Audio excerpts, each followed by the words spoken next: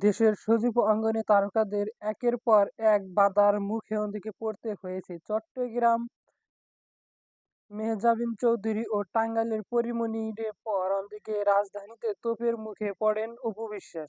বাতিল করতে হলো তার একটি অনুষ্ঠান।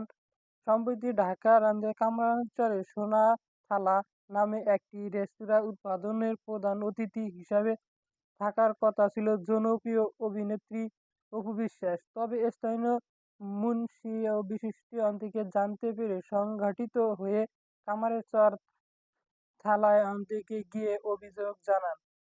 এরপর পুলিশ হস্তক্ষেপ অপুকে ছাড়াই রেস্তোরাঁ উদ্বোধন অনুষ্ঠান হয়।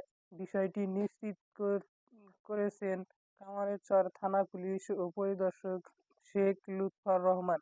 তিনি বলেন, স্থানীয় হুজুররা এসে অভিযোগ করার পর থানা থেকে যোগাযোগ করা হয় রেস্তোরাঁ কর্তৃপক্ষের সঙ্গে। তারা বিষয়টি আমলে নিয়ে অপুকে বাদ দিয়ে উদ্বোধন সম্পূর্ণ করেছেন।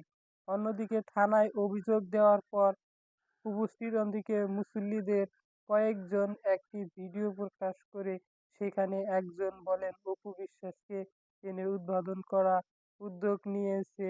এটাই জানার পর মুসল্লি জনতা ক্ষেপে ওঠে।